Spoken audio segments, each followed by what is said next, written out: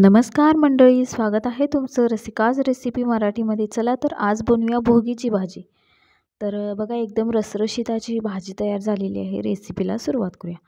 तर बघा भाजी बनवण्यासाठी इथं मी पापडी घेतलेली आहे, बीन्स घेतलेले आहेत, ओला हरभरा, वाटाणा, गाजर आणि हे घेतलेलं आहे घेवडा. तर बघा या सगळ्या मी बियांच्या भाज्या घेतलेल्या आहेत. त्याचबरोबर इथं मी वांगं कट करून घेतले आणि बटाटा आणि टोमॅटो हे प्रत्येकी एक म्हणजे एक वांगे, एक बटाटा आणि एक टोमॅटो कट करून घेतलेला आहे असं चौकोनी. तर बघा इथं मसाला म्हणून मी इथं सुकं खोबरं, तीळ, आल्याचा छोटासा तुकडा आणि 4 लसणाच्या पाकळ्या घेतलेल्या आहेत. तर बघा आपल्याला मसाला बनवून घ्यायचा आहे. त्याच्यासाठी मी पहिल्यांदा काय केलं, तर तीळ जे होतं तर ते आवाज येईपर्यंत म्हणजे तडतड वाजेपर्यंत चांगले असे भाजून घेतलेले आहेत.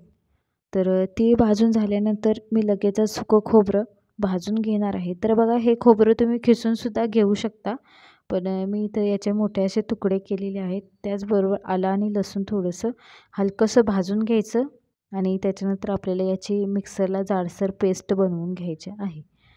तर बघा याचा थोडासा रंग बदलला पाहिजे म्हणजे सुकं खोबऱ्याचा. तर बघा रंग बदलल्यानंतर आपल्याला हे काढून घ्यायचं आहे आणि थोडंसं थंड झाल्यानंतर आपल्याला हे मिक्सरमधून फिरवून घ्यायचं आहे. तर बघा मी एका ताटात हे काढून घेतलं होतं. तर आता ते चांगलं असं थंड झालं आहे, तर आपण त्याला आता बारीक करून घेऊया. तर मिक्सरच्या भांड्यात पहिल्यांदा मी हे असं कोरडंच फिरवून घेणार आहे, अजिबात पाणी घालणार नाही. तर अशा प्रकारे मी हे मिक्सरच्या भांड्याला फिरवून घेणार आहे. तर बघा इथं मसाला तयार झालेला आहे, म्हणजेच आपल्याला ह्याच्यात अजून कोथिंबीर आणि थोडंसं पाणी घालून याचं जाडसर असं वाटण बनवून घ्यायचं आहे. तर इथं बघा हे वाटण तयार झालेलं आहे, जास्त बारीक बनवलेलं नाही. तर बघा आता फोडणीसाठी काय काय लागेल, तर इथं मी हळद घेतलेली आहे, त्याचबरोबर लाल तिखट आणि चवीपुरतं मीठ घालणार आहे आणि जिरे. तर बघा कढई चांगली तापवली आणि त्याच्यानंतर त्याच्यात मोठे 2 चमचे तेल घातलं आणि तेल चांगलं तापल्यानंतर आपल्याला याच्यात फोडणी घालायची आहे. तर बघा तेल चांगलं असं तापलेलं आहे. आता घालूया जिरे. तर जिरे बघा जिरे चांगले असे फुललेले आहेत. तर आपण जो मसाला बनवून घेतला होता तो मसाला घालूया आणि हे चांगला असा परतवून घेऊया. तर बघा हा आपण आता घातलेला मसाला आहे, याला चांगलं असं तेल सुटेपर्यंत आपण याला असं परतवून घ्यायचं आहे. आणि बघा तेल चांगलं सुटतं याला, एकसारखं असं परतवत राहायचं आहे, नाहीतर मसाला असं जळण्याची शक्यता असते. त्याच्यामुळे हा असं एकसारखं परतवत राहायचं आणि मसाला चांगला असा भाजून घ्यायचा. तर बघा मसाल्याला तेल सुटलेलं दिसत आहे. 1-2च मिनटात मसाल्याला तेल सुटतं. आता आपण जे पावडर मसाले आहेत ते घालूया, म्हणजे हळद, लाल तिखट, मीठ. तर बघा हे चांगलं असं परतवून घेतलं आणि आता आपण मसाले घालूया. तर बघा मी इथं एक पाव चमचा हळद घातलेली आहे आणि त्याचबरोबर मी इथं मोठे 2 चमचे लाल तिखट घातलेलं आहे. तर बघा हे लाल तिखट आणि हळद याच्यात चांगलं असं परतवून घेऊया. तर बघा जेव्हा मी हे मसाले घातले तेव्हा मसाला थोडासा कोरडा झाला. त्याच्यानंतर आपण थोडंसं पाणी घालून याला मिक्स करणार आहोत. तर बघा हे एकसारखं असं परतवत राहायचं आणि थोडंसं अजून तिखट घालणार आहे मी, म्हणजे एक साधारण छोटा 1 चमचा, आणि हे चांगलं असं परतवून घेऊया. तर याच्यात थोडंसं आता पाणी घालूया, कारण की आपल्याला हे जास्तच कोरडं दिसत आहे, म्हणजे याला चांगलं असं तेल सुटण्यास मदत होईल. तर मी याच्यात थोडंसं पाणी घातलं. त्याच्या आधी आपण चवीपुरतं मीठ घालूया आणि आता थोडंसं पाणी घालून याला मिक्स करून घेऊया. तर बघा पाणी घातल्यानंतर याला असं चांगलं असं तेल सुटणार आहे. तर म्हणजे काय होईल, तर अजिबात मसाले असे भाजीत कच्चे लागणार नाहीत.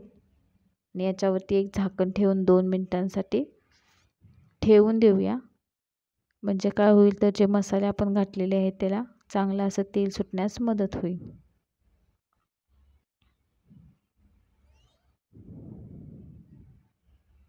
तर बघा तेल सुटायला सुरुवात झालेली आहे.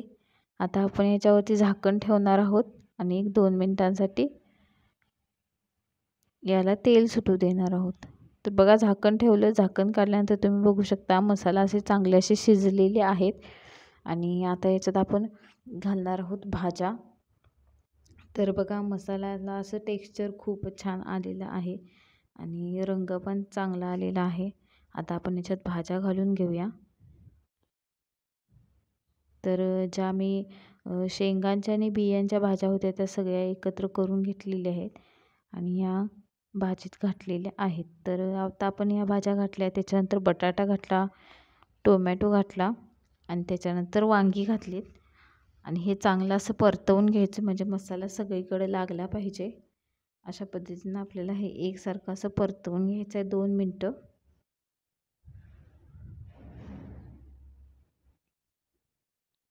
तर बघा जास्त काही मसाला बनवण्याची आवश्यकता नसते, तर थोड्याशा मसाल्यात हे होतं. आणि तुम्ही इथं ओल्या नारळाचा पण मसाला बनवू शकता, म्हणजे जिथं सुकं खोबरं घेतलं त्याच जागी तुम्ही ओला नारळसुद्धा वापरू शकता. त्याच्यामुळे पण भाजीला चव छान येते. आणि अशा पद्धतीनं बघा हे 2 मिनटं असं झाकून ठेवायचं आणि झाकणावरतीच पाणी ठेवायचं. म्हणजे जे पाणी ते झाकणावरचं गरम झालं की तेच पाणी आपल्याला घालायचं आहे, म्हणजे भाजीत थंड पाणी घालण्याची गरज नाही. तर बघा झाकण घातलं आणि थोडा वेळ वाफवून दिलं आणि पाणी आता ते कोमट झालेलं आहे. आता 1 मिनटासाठी हे झाकून ठेवलं होतं. आता जे आपण ताटावरती पाणी ठेवलं होतं तेच पाणी याच्यात घालायचं आहे आणि आपल्याला हे 7 ते 8 मिनटं शिजवून घ्यायचं आहे. आणि आपल्याला 1-2 वेळा मध्ये बघायचं आहे की म्हणजे भाजी शिजलेली आहे की नाही. जर शिजली नसली तर तुम्ही याच्यात पाणी घालू शकता. तर बघा पाणी घातलं, हे चांगलं असं परतवून घेतलं आणि त्याच्यानंतर हे शिजवायला ठेवून दिलं. तर बघा हे चांगलं असं मिक्स करून घ्यायचं आणि झाकण घालून एक 7 ते 8 मिनटं आपल्याला आता हे शिजवायला ठेवायचं आहे. तर बघा 7 ते 8 मिनटं झालेली आहेत आणि आता आपण बघूया. तर बघा भाजीत थोडंसं पाणीसुद्धा आहे, म्हणजे त्याला ग्रेव्ही छान अशी तयार झालेली आहे. तर बघा एकदम रसरशीत अशी ही भाजी तयार होते आणि त्याचबरोबर चवीला एकदम छान अशी ही भाजी तयार होते. तर तुम्हाला भोगीची भाजी कशी वाटली कमेंट करून नक्कीच सांगा. आणि त्याचबरोबर जर तुम्हाला ही भोगीची भाजी आवडली असेल तर लाईक करा, शेअर करा आणि त्याचबरोबर चॅनेलला सबस्क्राईब करायला विसरू नका. व्हिडिओ शेवटपर्यंत बघितल्याबद्दल धन्यवाद. पुन्हा भेटू अशाच एका नवीन व्हिडिओसोबत. Bye bye.